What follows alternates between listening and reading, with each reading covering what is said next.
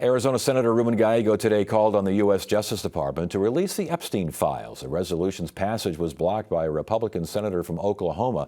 Earlier today, we spoke with Senator Gallego about the resolution and other items of interest. Senator Gallego, good to have you here. Thank you so much for joining us. We appreciate your time. Let's get to this resolution.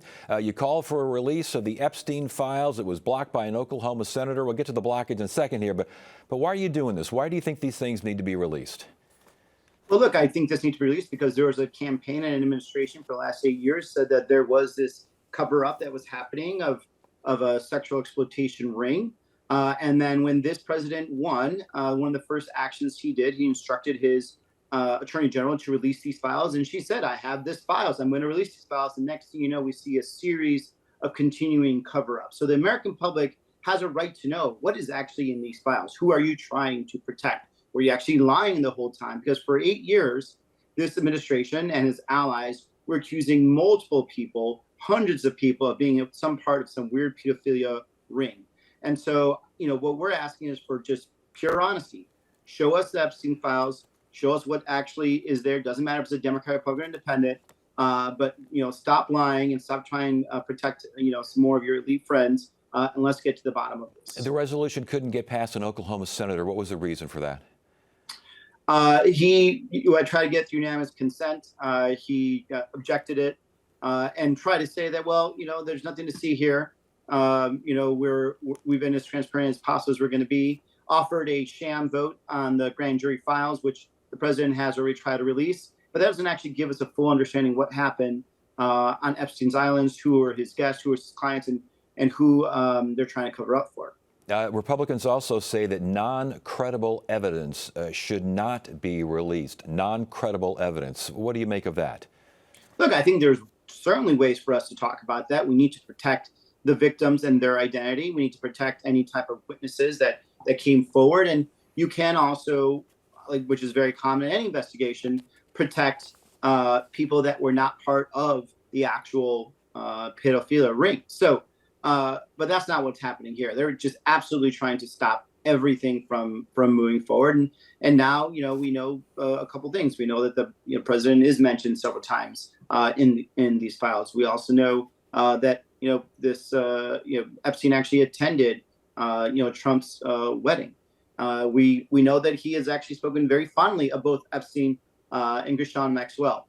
And now his deputy attorney general is going to go and quote unquote meet with her, something that is extremely rare. So all that we're seeing is more and more signs and evidence of a cover-up, which is unnecessary. Just release what we can while protecting the innocent so the American public can make decisions for themselves. I want to get to the budget bill. You were against it. Your quote was, rigs the system in favor of the super wealthy. Republicans say that it was necessary to fight, in their words, waste, fraud, and abuse. Talk about why you were so against it and why Republicans were so very much for this. Well, this is just an ongoing thing with Republicans, again, much like, covering up the Epstein crimes. This is just them, again, trying to help the elites more. This tax cut, and that's what it was aimed at the top, percentile of this country. They didn't go and find waste, fraud, and abuse. They first said, we're going to get $880 billion worth of Medicaid cuts. And then they said it was waste, fraud, and abuse. So there are ways, obviously, for us to actually have more efficiencies. There are ways for us to make sure we deliver more health care and at a lower cost. They did none of that. So what we do know is that more than 10 million Americans are going to lose their health care because of their their greed. We know that there's going to be millions of Americans are also not going to be eligible for food stamps, again, because of their greed. And we know what's going to happen is that any tax cuts that are really aimed at the middle class are temporary. The tax cuts to the top wealthiest of this country are permanent. They even included a inheritance tax in there while they were at it.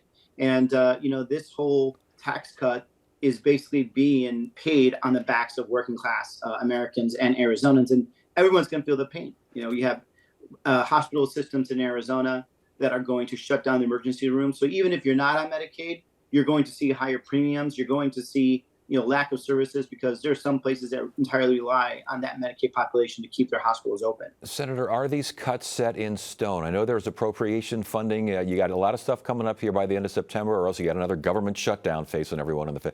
I mean, are these cuts, the rescission vote that affects us here at Sure. Arizona PBS, are those things set in stone, or is there still some wiggle room with these appropriation bills?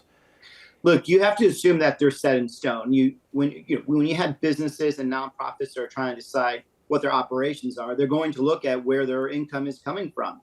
And I have a hard time seeing us being able to backfill some of this, even though they have these gimmicks that doesn't start for a couple years, or there'll be a fund to pay for. But a lot of that is not going to be able to make a lick of difference to keeping some of these really, really small institutions, these really important institutions open. When I talk important institutions, I'm not just talking about rural Tucson, urban Tucson, urban Phoenix. I'm talking rural Arizona, where more than 30% of the population is on Medicaid or Access, as we call it. And when those communities start losing coverage, those local hospitals are also going to start closing down and cutting coverage. Okay, but it is, I guess I'm saying, is there a chance? Is there a slight No. chance? There's no. It's ball game. No. It's over. We need to stop lying to ourselves. The way you reverse this is you actually have better elections. You get people elected. This whole talk of we're going to be able to turn around. They had the facts in front of them and decided to keep going forward. It's like seeing the iceberg ahead of time and saying, I'm just going to keep going straight at it with the Titanic. They were warned. They were warned by the Chamber of Commerce. They were warned by our hospital associations. They just plain don't care. You mentioned elections. You are visiting the Iowa State Fair, I understand, from August 8th and 9th. Got to go taste some of their corn out there. Yeah. Among other things, traditional early stop for those with presidential ambitions. Are you interested in higher office? Well, it used to be a traditional stop for that, because Iowa used to be what first in the nation. It's no longer. But I am continuing my conversation, which started in Arizona, where I had numerous stops all over Arizona, in red Arizona, talking about these horrible cuts. And we continued across the country, and Iowa is one of those stops. Why? Iowa, unfortunately, has no Democratic representation in the House or the Senate. In order for us to miraculously be able to turn this around in a couple of years, we're going to need some help. And some of that help is going to be found in Iowa. Now, you're having conversations about 2028 conversations. I'll have conversations about 2028 when we get closer to 2028. Right now, we got to focus on 2025 and 2026, because that's where the real hurt's going to be, where people are going to start losing their health care, people are going to get kicked off food stamps, and all these other ramifications that we still haven't even fully seen yet. So again, those who say we understand why he's going there because it's the same reason that most folks go there. It's because they want to test the water, see what people are saying for 2028 for the next presidential election. And again, my question, are you interested in higher vice president, president, any of those things? Well, the most immediate thing is, number one, being a really good senator for Arizona. Number two, we'll wait to see what the world develops like. But no matter what, it's going to be, the most important decisions are going to be made under two things. Number one, can I further my job in working for the betterment of Arizona? And number two, can I still do this and be a good dad? Because as you know, I have a 6-week-old boy now with a total of 3, and I love that job too. And so anything that's really thrown, looking downrange is really, really looking downrange for a while. Okay, well, let's look downrange for a while. Let's say you are interested. How do Democrats, you or whomever might be running for office here, how do you win back swing voters? How do you win back working class voters? Right. I mean, everything right now sees the Democratic Party pretty much like a beetle on its back. Sorry, that's pretty. Look, you're not wrong. Democrats have horrible messaging and have been messaging horribly. And we need to prove, not just say, that we're here for working class people. And what happened last cycle, without a doubt, is that we didn't want to listen because it was too scary. Now, I feel like I did. This is why I did better than most Democrats across the country. And we heard that people were hurting, and we didn't deny it. We didn't say things are getting better. I said, yeah, you're right. And I understand growing up poor, how much it hurts working so much and still feeling the stress of not being able to pay your bills, or having to decide between your water or your electricity, or trying to figure out if you're going to be able to have enough gas net. I felt it. It sucked. It was awful. We were very realistic about what people were worried about at the border. I think this last administration and Democrats were trying to wish cast that there wasn't a problem at the border. There was a problem at the border, and we were trying to find solutions, bipartisan solutions, whatever they were. And so whatever happens, whoever is running in a couple of years, whether it's in 2026 or 2028, needs to actually understand we're here to bring solutions to people's lives. We can't be the party that lies to the public, to voters, and think we're going to succeed in that manner. It's not in our nature.